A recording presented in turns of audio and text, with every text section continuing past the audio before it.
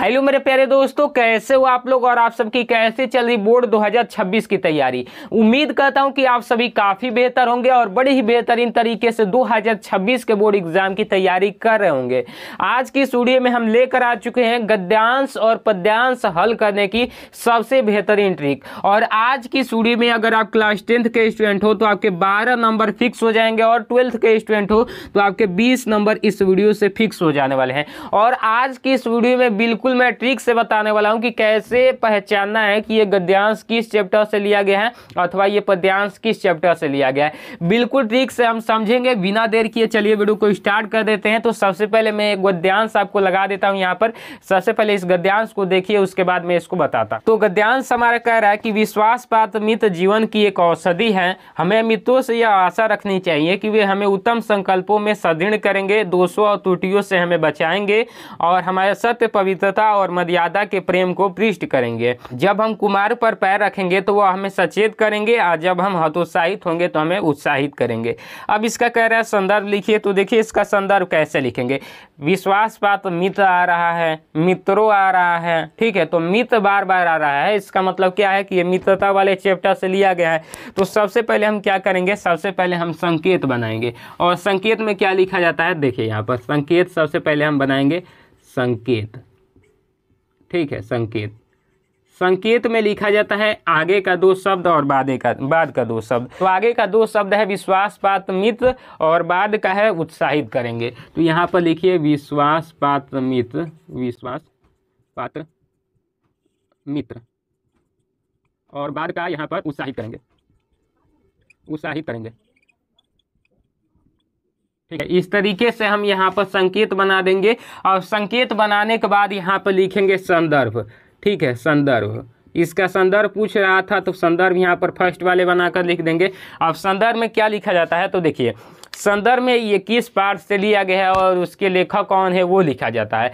तो देखिए सबसे पहले हम बता देते ये जो है मित्रता पाठ से लिया गया है और इसके लेखक आचार्य रामचंद्र शुक्ल जी हैं। तो लिखेंगे कि प्रस्तुत, क्या लिखेंगे, प्रस्तुत, प्रस्तुत, प्रस्तुत गद्यांश है तो गद्यांश, प्रस्तुत गद्यांश हमारी पाठ्य पुस्तक, हमारी पाठ्य पुस्तक, पुस्तक कौन सी आपकी पाठ्य पुस्तक है, तो हिंदी है। तो हिंदी, हिंदी के किस पाठ से लिया गया है, तो मित्रता पाठ से लिया गया है। तो यहाँ पर लिखिए मित्रता, मित्रता पाठ से लिया गया है, पाठ से लिया गया है, ठीक। इसके लेखक, इसके लेखक कौन है, तो आचार्य रामचंद्र शुक्ल जी हैं। तो लिखेंगे आचार्य रामचंद्र शुक्ल जी हैं, शुक्ल हैं। तो ये आपका हो गया संदर्भ। अब देखो व्याख्या कैसे लिखेंगे। तो दूसरा का नंबर में पूछ रहा था ना कि रेखांकित अंश की व्याख्या। तो देखो व्याख्या कैसे लिखेंगे, यही आपका मेन होता है और यही बहुत सारे बच्चों को लिखने नहीं आता है। तो देखो व्याख्या में आगे का जो यहाँ पर दिया हुआ है विश्वास पात्र मित्र, यहीं से शुरू करेंगे। तो इसमें कैसे लिखेंगे, अपने मन से बनाकर लिखेंगे। अपने मन से आप बहुत सारी चीज़ें बना देते हो, बहुत बड़ी बड़ी बातें बना देते हो, तो व्याख्या बनाना कौन सी बड़ी बात है। देखो कह रहे कि विश्वास पात्र मित्र जीवन की एक औषधि है।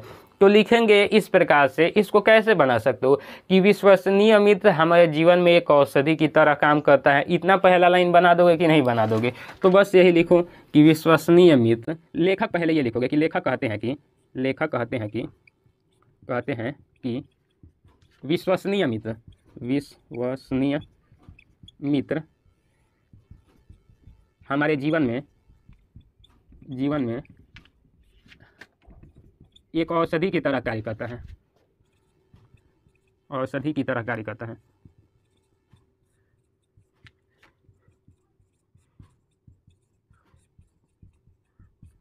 अब आगे बना के लिखोगे कि जिस प्रकार औषधि हमारे रोगों को ठीक करके हमें स्वस्थ बनाती है, उसी प्रकार जो है एक सच्चा मित्र हमें दोषों और त्रुटियों से बचाकर हमें उत्तम मार्गों पर ले जाता है। इस तरीके से कह रहा है।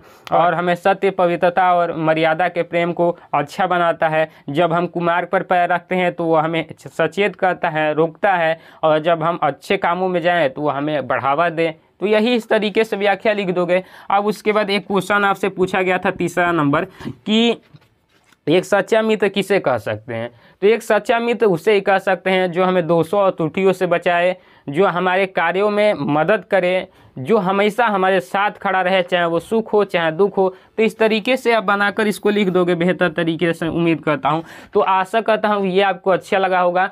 अगर आप पद्यांश वाली वीडियो चाहते हो तो इसके नीचे कमेंट कर देना, मैं आपको पद्यांश का भी एक वीडियो बना दूंगा। मिलते हैं अगली वीडियो में, तब तक के लिए जय हिंद, वंदे मातरम।